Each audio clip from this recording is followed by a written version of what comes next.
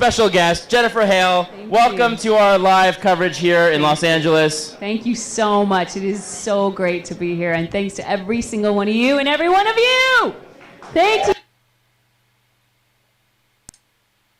Picture. There we go. Much better. Nice.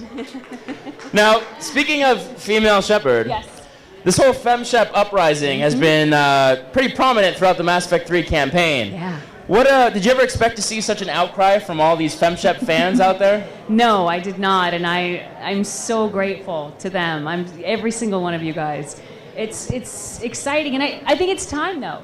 We need recognition of the strong female leadership in gaming. You know, right? Yes. Absolutely. Girl power. Good, David. Good. Thank you. I've been trained. My wife has trained me well.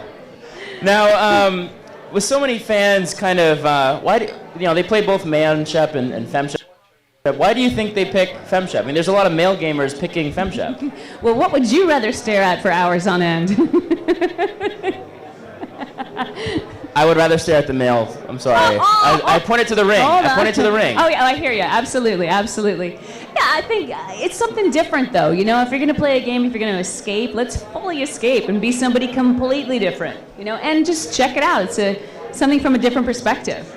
You know. Now, we heard from Raphael, and I promised him, and if you go back and watch the live stream from 3 hours ago, you will see that I would bring this up. So he brought to my attention that you actually have won the Guinness Book of World Records for the most voices in any video game. Yeah, I suppose I That's do crazy. have. I know, it is crazy. Congratulations. Thank you. I had no idea until somebody tweeted it to me, and thanks for letting me know. Where's my plaque? Do I get a plaque? I don't know. You should get a plaque. I should get a plaque. No, but that's awesome.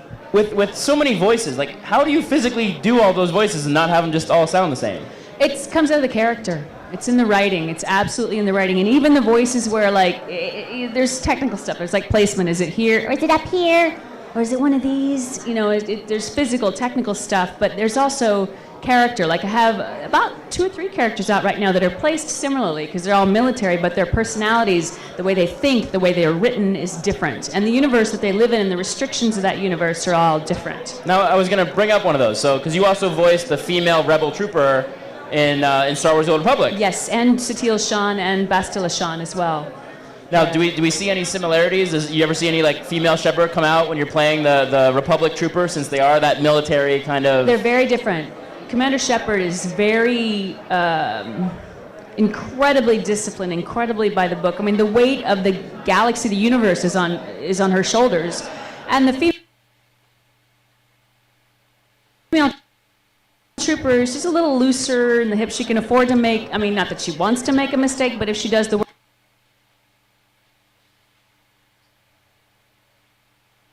makes a mistake, it could all be over. So there are huge differences in the way they handle things. So how do you go about approaching all these different roles? Like, do you research the characters ahead of time? You know, like, how do you kind of, I don't know, like, how do you get the voice for that character? It's not about the voice, it's about character. It comes out of the writing. It's all about the writing. And we don't always have the luxury of getting the scripts or the information ahead of time because confidentiality being what it is and that kind of thing. Most of what I do is cold reading. And I just go, yeah. Oh, yeah. And I show up and I read it on the spot, and it's like I said, I know I keep saying this, but it's in the writing, and it's all about the writers and what they put on that page, and it's my job to read it, distill it, ask any questions about what's missing, and then look at my director and go, okay, is there anything else I need to know? What are the specifics? What's my context? What just happened right before this? Which mode are we in? Okay, let's go. And it's just about get all the data you can and then drop into the moment. You know. Now, did the writing team give you, like, character sheets or something? Like, are you supposed to know? No, I mean, certainly no. Not in 3 with Shepard because, you know, it's sort of in my bones at this point. But we did have a great meeting with Mac Walters at the beginning where he said, okay. Who's actually right over there. Yeah, he's right over there. Mac Walters, everybody. Where he said, okay, this is where we're at. This is what's happened. This is how we're going into this one.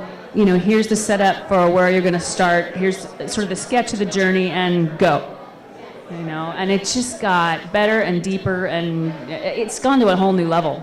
Now, doing a role for BioWare games, whether it's Star Wars: The Old Republic or Mass Effect, is that different than other roles for non-BioWare games? Yeah, it is. There's some technical considerations that are different. In the BioWare stuff, you cannot deviate a letter from what's on the printed page, or it will mess up the system, and you'll have to go back and redo it. It creates a bug in the system. Caroline gets all upset. She's like, "What are you doing?" Right? No, Stop it! Don't mess with the words. In other things, you can deviate a little bit. You can mess around a little bit because there's smaller games actually. Just volume-wise, they're smaller, so the technical demands aren't quite as intense. I mean, they're still intense on any game, but and there's a feel thing, like on something like what's that one, Bulletstorm, by someone another company.